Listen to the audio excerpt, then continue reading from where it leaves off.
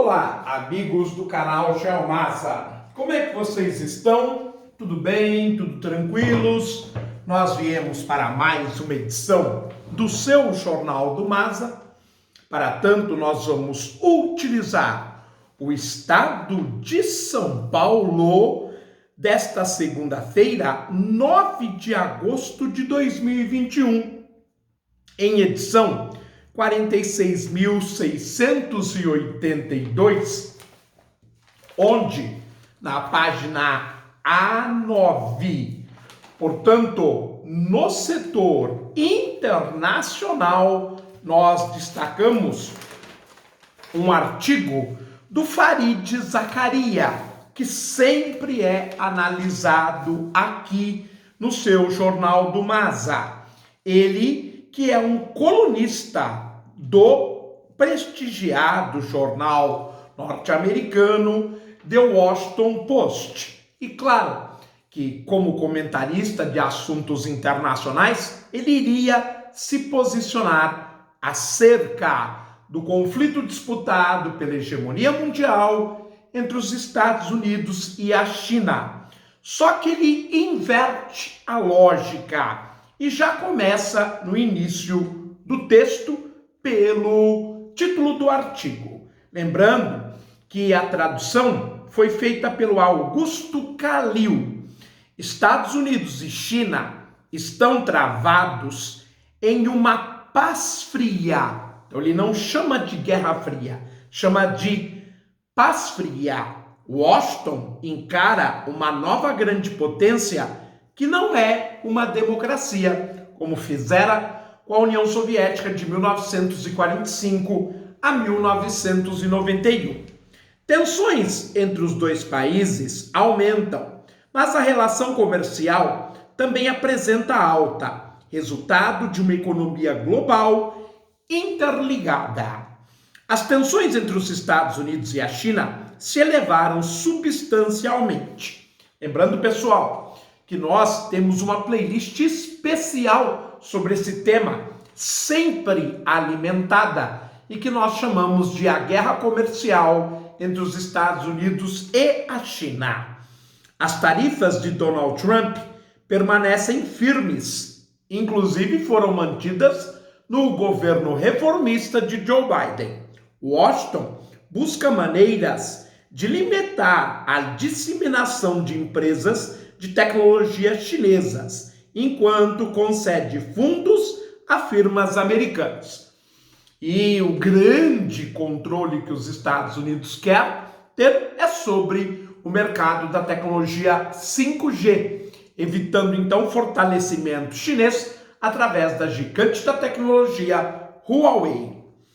A China tenta mitigar sua vulnerabilidade em relação ao longo alcance dos Estados Unidos. Nessa atmosfera, alguém pode imaginar que o comércio entre os dois países diminuiu acentuadamente. Na verdade, porém, chegou a um recorde absoluto de alta. Bem-vindos ao estranho novo mundo em que vivemos. China e Estados Unidos se antagonizam cada vez mais em todos os aspectos.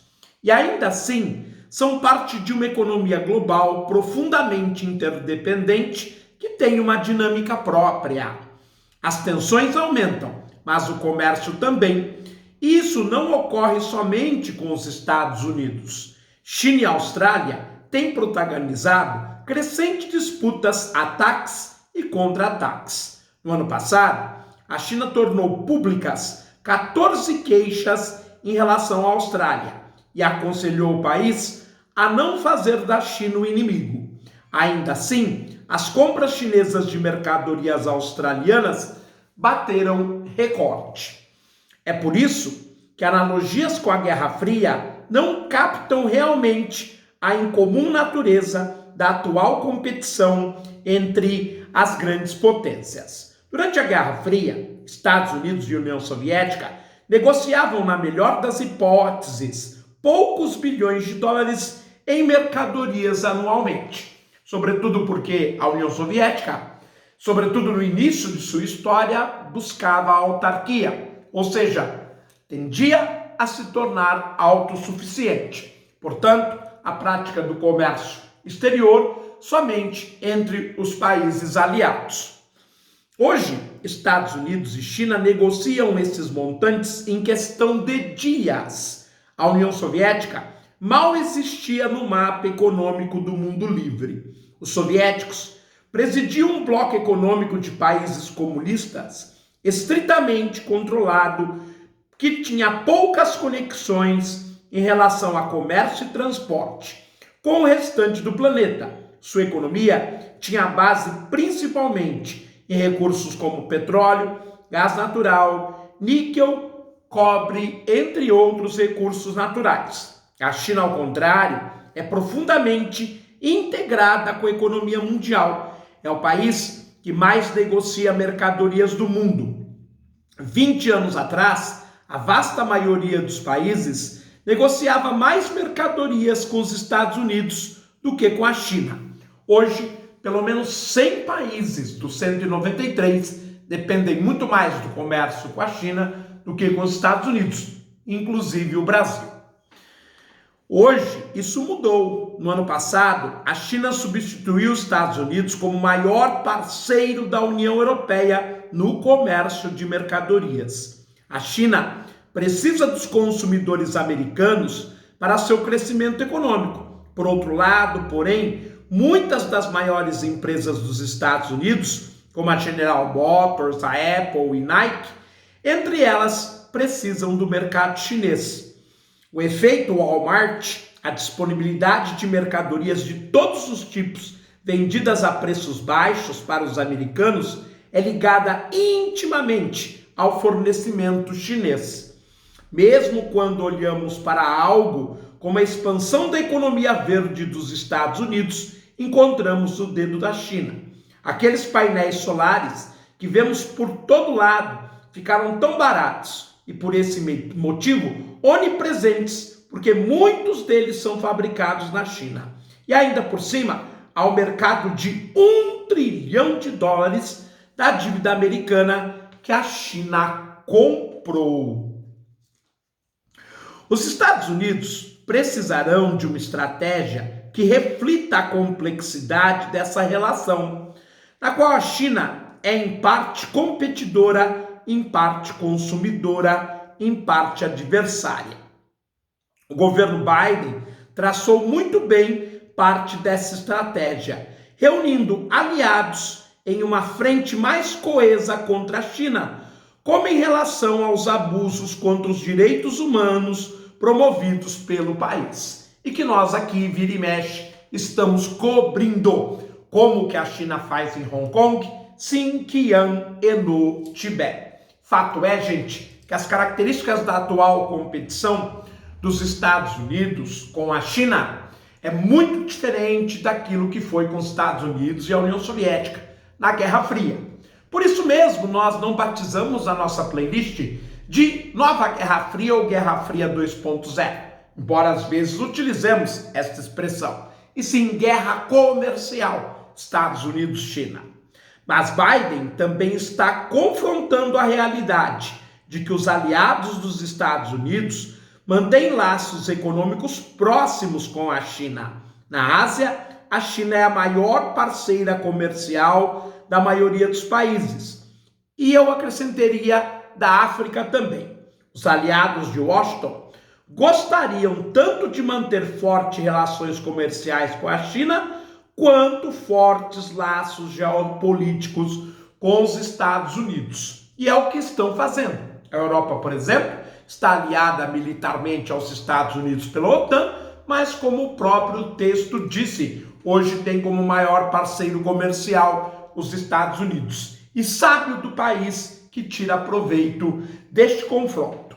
Forçá-los a escolher poderá criar mais problemas do que resolver. Acrescentando ainda mais matiz, a China é forte, mas não está conquistando o mundo e tem desafios substanciais adiante. O país, envelhecendo rapidamente em razão do legado da política do filho único, ainda não demonstrou que será capaz de evitar a armadilha de renda média. enfrentada por economistas em crescimentos que aspiram se juntar ao clube dos ricos. Economistas não, economias. O presidente chinês Xi Jinping está cuidando do setor estatal e atiçando agências reguladoras contra empresas privadas. Isso nós também fizemos a cobertura no Jornal do Masa muito recentemente. Se quiser procurar mais rápido, você pode ir na playlist China. E a nova assertiva política externa da China tem causado reações negativas entre seus maiores vizinhos, como a Índia, Austrália e Japão. Na semana passada, as Filipinas renovaram um acordo de defesa com os Estados Unidos que os próprios filipinos planejavam encerrar. Washington é capaz de abarcar a complexidade desse desafio?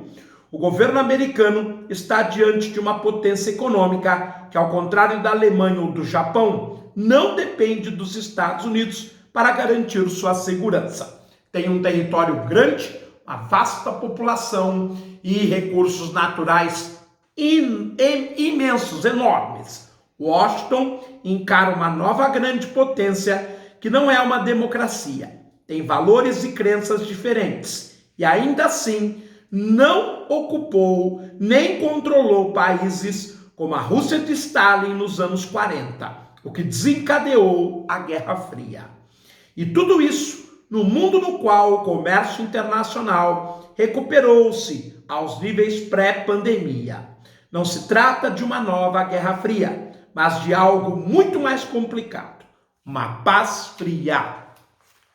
Excelente esta nova forma de interpretar e de entender a competição entre os Estados Unidos e a China, que é bastante diferente da tradicional competição que dividiu o mundo em leste e oeste, em ocidente e oriente, em corrida armamentista, tecnológica, ideológica, com características, então, muito distintas da atual competição. Bem, meus amigos, um forte abraço. Eu espero vê-los oportunamente em mais uma edição do seu Jornal do Masa. Pessoal, fiquem bem, tenham um excelente final de semana. Este programa deve ir ao ar no final de semana. Não se esqueçam de se inscrever, se possível, claro, deixar o seu like, um comentário e, claro, acionar o sininho das notificações. Tudo isso ajuda o canal a crescer. Muito obrigado. Tchau.